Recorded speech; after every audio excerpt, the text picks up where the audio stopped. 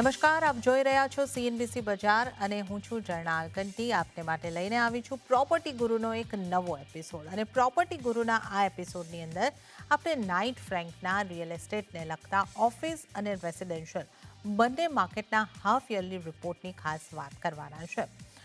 આ એપિસોડની અંદર આપણે સમજીશું કે આ બંને રિપોર્ટની અંદર શું ખાસ મેળવવામાં આવ્યું છે, જાણવામાં આવ્યું છે કે અહીંયા આગળથી આ પહેલા 6 મહિના રિયલ એસ્ટેટ માટે કેવા રહ્યા છે.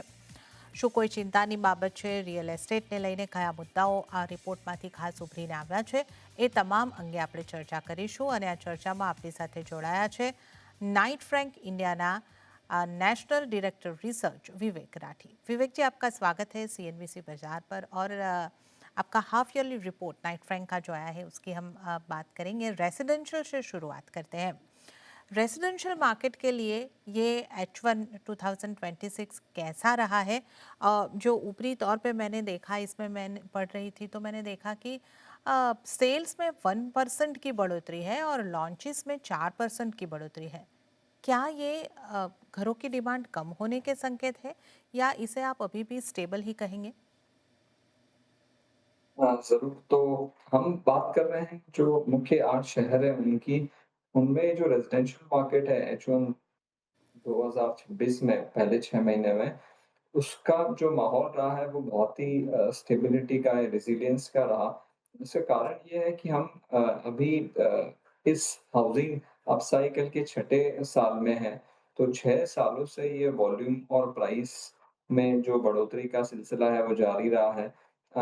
वहाँ आते-आते अब इस साल ये भी हुआ है कि जो वैश्विक लेवल पर जो टेंशन्स हुई वॉर को लेकर के यूएस ईरान के बीच में, या दूसरी जो चैलेंजेस या डिसरप्शंस की बातें हो रही है, टेक स्पेस में जो चेंजेस आ रहे हैं, उन सब के मद्देनज़र अगर हम रेज़िडेंशियल मार्केट की बात करें तो रेज़िडेंशियल मार्केट रिलेटिवली प्रोटेक्टेड है क्योंकि डोमेस्टिक फंडामेंटल्स पे चलता है।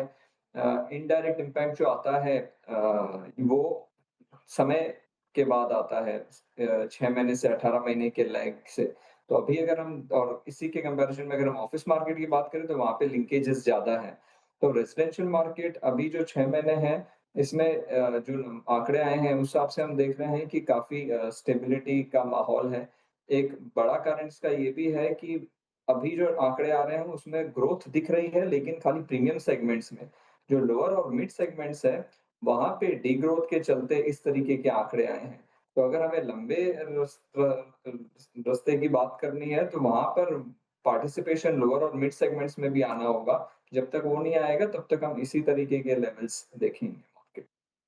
जी, और ये हमने शायद आपके जो लास्ट एक क्वार्टरली रिपोर्ट आया था तब भी हमने पाया था कि जो अफोर्डेबल सेगमेंट है, मिड सेगमेंट है, वहाँ पे थोड़ा सा ड्रॉप तब भी हमने देखा था. और ये हाफ ईयरली रिपोर्ट में भी पाता हम देख रहे हैं. तो क्या ये चिंता का विषय है और अब इसको सुलझाने के लिए क्या हो सकता है? क्या डेवलपर्स का, क्योंकि जो लॉन्चेस के जो फिगर्स आते हुए देख रहे हैं वो भी प्रीमियम साइड ज़्यादा दिख रहे हैं. तो देखिए इसमें 2 पहलू हैं, एक तो सप्लाई साइड और दूसरा डिमांड साइड। अगर हम अ, डिमांड साइड की बात करें तो जो बेस ऑफ द पिरामिड है पूरे भारतवर्ष में, वो 60 से 70% लोअर सेगमेंट में है। तो उस हिसाब से अगर यहाँ पे अगर मकान आएँगे तो डिमांड तो है, प्रोवाइडेड उस तरीके की सप्लाई आई। और अगर हम सप्लाई की बात करें तो सप्लाई कई कारणों से नहीं आ रही है। पहले है कि भई जो प्रॉपर्टी की कीमतों में बढ़ोतरी हुई है लास्ट 6-7 सालों में, उसके मद्देनज़र कॉस्ट ऑफ कंस्ट्रक्शन जो बढ़ गया है। इसी के साथ में अगर हम देखें कि प्रीमियम सेगमेंट में सेल्स की रफ्तार फ़ास्ट है, भाव में भी बढ़ोतरी हो रही है, जिसकी वजह से प्रॉफ़िटेबिलिटी बहुत बेहतर आ रही है उन सेगमेंट्स में, जिसकी वजह से प्राइवेट सेक्टर के जो डेवलपर्स हैं, उनका भी रुझान उस कैटेगरी में ज़्यादा हुआ है। इन सब के मद्देनज़र प्रीमियम सेगमेंट में चाहे हम लॉन्चेस की भी बात करें, तो ज़्यादा बढ़ोतरी हुई है। और लोअर सेगमेंट्स में जो 50 लाख तक के घर हैं, वहाँ पे और ज़्यादा गिरावट आई है और ये सिलसिला नया नहीं है। लास्ट 5-6 सालों से हम देख ही रहे हैं इसे और इसमें जारी है जो ट्रेंड है। अब क्या चीज़ें की जा सकती है? जैसे मैंने कुछ प्रॉब्लम्स की बात की, उन्हें एड्रेस करने से होगा। सरकार की तरफ से भी जैसे आरबीआई ने अपना प्रायोरिटी सेक्टर लेंडिंग जो नॉर्म है लोअर सेगमेंट के हाउसेस का उसमें बढ़ोतरी की थी अभी लास्ट 1 साल में। इसी के साथ में जीएसटी से रिलेटेड जो अभी डेफिनिशन है करीब 45 लाख का अफोर्डेबल होम्स के लिए, उसे बढ़ाना चाहिए। और उसके अलावा सप्लाई साइड के कुछ अगर इंसेंटिव्स आते हैं, तब डेवलपर्स को एनकरेजमेंट मिलेगा इस सेगमेंट में ज़्यादा पार्टिसिपेट करने का। वो इंसेंटिव कोई भी तरीके से हो सकते हैं, चाहे वो डायरेक्ट टैक्स छूट हो या फिर ज़ोनिंग से रिलेटेड स्पेशलाइज़ेशन हो, चाहे लोअर सेगमेंट के हाउसेस की सप्लाई बढ़ाने के लिए। ओके, तो ये हमने एक पूरी बात की है कि किस तरीके का ट्रेंड यहाँ पे रहा है, और अफोर्डेबल सेगमेंट और जो मीट सेगमेंट है उससे कंपेयर कर हम करें तो जो लग्जरी सेगमेंट है वहाँ पे डिमांड और लॉन्च दोनों भी बढ़ते हुए दिख रहे हैं। विवेक जी, अगर अब हम बात कर ले सिटी वाइज सेल्स और लॉन्च की स्थिति, तो किस तरीके से पाया है ये जो ट्रेंड हमने देखा है, क्या वो ये मुंबई या बड़े शहरों मेट्रो शहरों की बात है, या बाकी जो आपके 8 सिटी है उसमें इस तरीके के रुझान ही रहे हैं? अधिकतर आप शहर देखेंगे तो सब में स्टेबिलिटी का माहौल था। एनसीआर रीजन में हमने गिरावट देखी 7-8% की, लेकिन उसके बावजूद भी हम उसे एक वीक मार्केट नहीं मान रहे हैं अभी। कारण ये है कि एनसीआर में भी हुआ ये है कि ज़्यादा सेल्स जो आ रही है वो गुड़गाँव से और फिर नोएडा से, इन रीजन से आ रही है, और गुड़गाँव में प्राइस लेवल्स जो हो गए हैं बढ़ने के बाद में, उस वजह से जो इन्वेंट्री 1 या 1.5 करोड़ तक की है, वो नहीं मिल रही है कस्टमर्स को, जिसके वजह से सेल्स की जो ग्रोथ है वो खाली हायर सेगमेंट्स में है। तो अभी भी जो भी प्रोजेक्ट्स लॉन्चेस हुए हैं प्रीमियम सेगमेंट्स में, चाहे वो 3-5 करोड़, 10 करोड़ के मकान हैं, उनमें अभी भी रिस्पॉन्स अच्छा रहा है। लेकिन लोअर सेगमेंट्स एनसीआर में भी अब सप्लाई कम होने की वजह से सफ़र कर रहे हैं। इसी के साथ में अगर दूसरे मार्केट्स की भी बात करें तो सबका प्राइस लेवल या टिकट साइज़ का लेवल अलग-अलग है। जैसे आप अगर अहमदाबाद की बात करें तो सबसे ज़्यादा 50 लाख से 1 करोड़ के मकान यहाँ बिकते हैं, जो दूसरे मुंबई, बैंगलोर जैसे शहरों की बात नहीं है। लेकिन ओवरऑल हर शहर में जो सेगमेंट है वो हायर वैल्यू सेगमेंट की तरफ मूव किया है। तो 50 लाख से 60-70 लाख की तरफ, और जो 1 करोड़ वाला है वो सवा करोड़ की तरफ मूव किया है लास्ट कुछ सालों में। ઓકે, તો આ દરેક શહેરોમાં આપણે આંકડા જે છે થોડા અલગ અલગ જોઈ શકીએ છીએ, કારણ કે દરેક શહેરની ટિકિટ સાઇઝ જે છે એ અલગ અલગ હોય છે, પણ ઓવરઓલ જે તમારી ટિકિટ સાઇઝ છે એ ક્વાર્ટર દર ક્વાર્ટર કે દરેક હાફ યરમાં આપણને વધતી જ જોવા મળી रही है। तो जो हम इस तरीके से बात कर रहे हैं कि ओवरऑल आप अगर हमें कुछ विवेक जी डेटा दे पाए कि कितना कौन से सेगमेंट प्राइस वाइज जो सेल्स ट्रेंड पर प्राइस की अगर हम बात करें कैटेगरीज, तो कौन सी कैटेगरी में कितने सेल्स हुए हैं? अगर हम मुख्य 3 सेगमेंट्स में देखें, 50 लाख से कम, 50 लाख से 1 करोड़ और 1 करोड़ से ऊपर, तो अब सबसे ज़्यादा जो सेल हो रही है वो 1 करोड़ के ऊपर हो रही है। आज से 5-6 साल पहले इस कैटेगरी में करीब 16-17% की डिमांड शेयर रहती थी। अब करीब 55% की डिमांड शेयर है। और इसी के कंपैरिज़न में अगर हम लोअर सेगमेंट्स की बात करें, जो बॉटम ऑफ पिरामिड है 50 लाख से कम वाले, वहाँ पे अधिकतर मकान बिकते थे करीब 60% आज से 5-6 साल पहले। अब उसका शेयर आकर के करीब 15 से 17% रह गया है। तो इस तरीके का ट्रेंड ओवरऑल हमने देखा है। और इसी के साथ में अगर हम दूसरे मार्केट्स की बात करें, तो जैसे 50 लाख से 1.5 करोड़ के जो मकान हैं, वो बैंगलोर में, हैदराबाद में, इन शहरों में ज़्यादा बिक रहे हैं। 1 से 2 करोड़ के मकान हैं, वो मुंबई में काफ़ी बिक रहे हैं। और एनसीआर में या पर्टिकुलरली गुड़गाँव में 2.5-3 करोड़ के ऊपर वाले सेगमेंट में ज़्यादा बिक्री हो रही है। ઓકે, તો દરેક શહેરોમાં જે ઉપરની રેન્જ છે, જે પ્રીમિયમ ઘરોની કિંમત ચાલી રહી છે, ત્યાં એક આપણને વધારો જોવા મળી રહ્યો છે, અને આ આપણે ખાસ કરીને ક્યાં કઈ રીતના સેલ્સ થઈ રહ્યા છે, કઈ રીતની ડિમાન્ડ આવી રહી છે, અને લોન્ચ પણ આ જ રીતે डिमांड वाइज આપણને જોવા મળી રહ્યા છે। अब विवेक जी, अगर हम प्राइस मूवमेंट की बात कर ले, तो प्राइस मूवमेंट किस शहर में किस तरीके का रहा है? क्या हर शहर में प्राइस में बढ़ोतरी पाई गई है? सबसे ज़्यादा तो हमने भावों की बढ़ोतरी की जो रफ़्तार है वो एनसीआर में देखी। एक तरफ ओवरऑल वॉल्यूम्स में कमज़ोरी आई है, लेकिन उसके बावजूद भी भाव में अच्छी बढ़ोतरी रही दिल्ली के कई मार्केट्स में।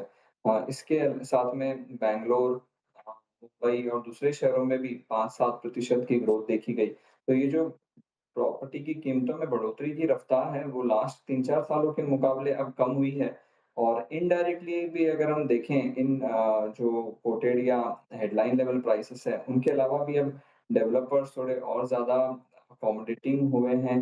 चाहे वो फ्लेक्सिबल पेमेंट प्लान्स को लेकर के या और किसी तरीके से इंसेंटिव देकर के ताकि यू नो कस्टमर के लिए कन्वीनिएंट हो जाए और चाहे भाव बरकरार है या बढ़ भी रहे हैं, तो भी एक बेहतर माहौल प्राइसिंग की तरफ से उन्हें मिल पाए।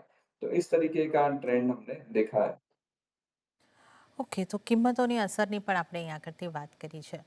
और विवेक जी, जो मेरा रेसिडेंशियल सेगमेंट के बारे में आपको आपसे आखिरी सवाल ये होगा कि अनसोल्ड इन्वेंट्री की क्या स्थिति बन रही है, और क्योंकि हम लॉन्च थोड़े सेल से बढ़ते हुए देखे गए हैं, जो हमने शुरुआत में ही बात की, तो जो अनसोल्ड इन्वेंट्री आ रही है वो हमने आपसे पिछली बार भी जो बातें की थी कि वो कितने टाइम में एब्जॉर्व हो सकती है, और यहाँ से आपको क्या संकेत मिल रहे हैं? क्या ये ठीक-ठाक अनसोल्ड इन्वेंट्री है या ये थोड़ा चिंता वाला विषय बन रहा है? देखिए अनसोल्ड इन्वेंटरी में बढ़ोतरी हुई है लास्ट 3 ढाई 3 वर्षों में। लेकिन हमें ये समझना होगा कि जो सप्लाई साइड है इकोसिस्टम है डेवलपर्स इंस्टीट्यूशनल इन्वेस्टर्स का वो काफ़ी मैच्योर हुआ है लास्ट 6-7 सालों में। जिसके वजह से डेवलपर्स की भी होल्डिंग कैपेसिटी एक बहुत स्ट्रॉन्ग हो गई है।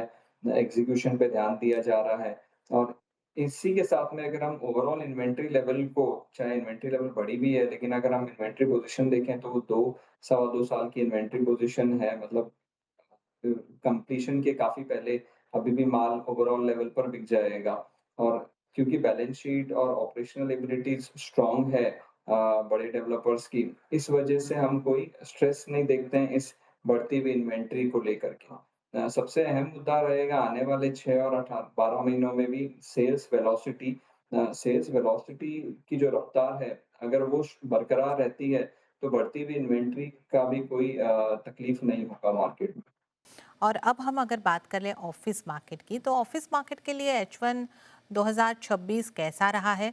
लास्ट ईयर हमने देखा था कि रिकॉर्ड ईयर था, तो क्या वो मोमेंटम मेंटेन हो पाया है? देखिए जो ऑफ़िस मार्केट है, लास्ट ईयर जैसे आपने कहा रिकॉर्ड ईयर था और एक्सपेक्टेशंस उस हिसाब से बिल्ड हुई थी, लेकिन इसी के साथ में इसका भी अंदेशा था कि नए लेवल्स के लिए सारे फैक्टर्स जो है वो सब स्टेबल या पॉजिटिव होने ज़रूरी है और क्योंकि ऑफ़िस मार्केट है, वो काफ़ी हद तक यूएस और यूरोप रीजन से लिंक्ड है। ग्लोबल जो भी माहौल बिज़नेस का रहता है, उससे लिंक्ड है। तो अब इस 6 महीने के दौरान हमने देखा कि जियोपॉलिटिकल सिचुएशन में काफ़ी डिस्टर्बेंस आई और उस वजह से एक्सपेक्टेशन थी कि कुछ असर आ सकता है। लेकिन उसके बावजूद भी ऑफ़िस मार्केट में H1 2016-26 में हमने स्टेबिलिटी देखी। 1-2% आगे-पीछे रहे हैं नंबर्स कंपेयर्ड टू H1 2025। तो अगर ओवरऑल हम देखें तो नंबर्स काफ़ी पॉज़िटिव रहे हैं। जो अनसर्टेनिटी आई है लास्ट 6 महीने में और अभी भी वो अनसर्टेनिटी जारी है, पर्टिकुलरली जो पीस अकॉर्ड है ईरान यूएस के बीच में डिस्टर्ब होने की वजह से। तो इसके मद्देनज़र जो सोच है ऑक्यूपायर्स की वो ये है कि लॉन्ग टर्म कमिटमेंट्स जो है वो जारी रहेंगे इंडिया जैसे मार्केट्स के लिए, लेकिन वो फ्लेक्सिबिलिटी बिल्ड करना चाहेंगे, ऑप्शंस रखना चाहेंगे ताकि बिज़नेस में जो शॉर्ट टर्म उतार-चढ़ाव है, उनके लिए प्रिपेयर कर सकें, चाहे वो एम्प्लॉयी एडिशंस को लेकर के हो, कोई और ओपेक्स कॉस्ट कमिटमेंट्स को लेकर के हो।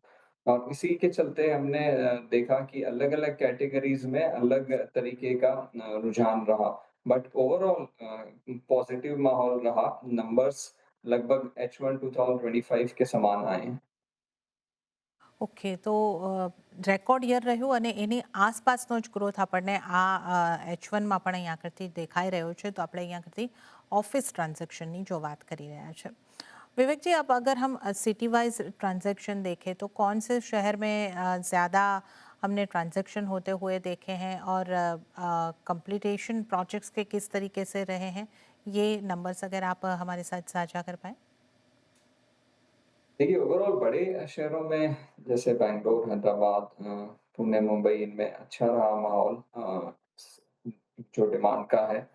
और इसी के साथ में अगर हम कंप्लीशंस की बात करें, तो लास्ट 3-4 सालों में हमने देखा है कि कंप्लीशंस हैं वो पीछे रहे हैं, जो डिमांड का स्केल रहा है, जिसके चलते लास्ट कुछ सालों में वैकेंसी में कमी आई, रेंट्स में ग्रोथ बरकरार रही।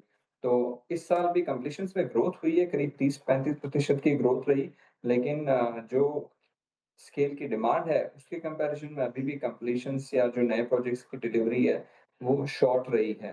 तो उसके लिए भी बहुत सारे प्रयास लगाए जा रहे हैं इंडस्ट्री की तरफ से ताकि उसमें इम्प्रूवमेंट आ सके, ताकि अगर अबंडेंट और अफोर्डेबल ऑफ़िस सप्लाई होगी, तो बिज़नेस ग्रोथ के लिए भी बहुत पॉज़िटिव हो जाएगा वो माहौल। जी, तो विवेक जी, जैसे कि आप बता रहे थे कि जो डिमांड है उसके सामने जो नए लॉन्च है, जो कंप्लीटेशन है, वो थोड़े शॉर्ट साइड पे रहे हैं, तो क्या इसका इम्पैक्ट रेंट पे भी दिखता हुआ मिल रहा है? रेंट में बढ़ोतरी पाई है सिटी वाइज़? हाँ, तो अगर हम मोस्ट शहरों की बात करें तो जैसे आप कोलकाता की बात कर लीजिए, एनसीआर की बात कर लीजिए, उसके अलावा दूसरे भी, इन सब में रेंट की जो ग्रोथ है वो अच्छी रही। करीब 7-8% से लेकर के 10-11% की ग्रोथ हमने देखी है। एनसीआर जैसे मार्केट्स में 13% की ग्रोथ देखी। अब अगर हम इन आंकड़ों को कम देखें कि किस तरीके के ये आंकड़े हैं, तो अगर आप कॉन्ट्रैक्चुअल रेंट एस्केलेशन जो होता है हर एग्रीमेंट में, वो जनरली 5% हर साल के हिसाब से होता है। तो अगर वो 5% या उससे ज़्यादा अचीव किया जा रहा है, तो वो बहुत ही स्ट्रॉन्ग रफ्तार मानी जाती है।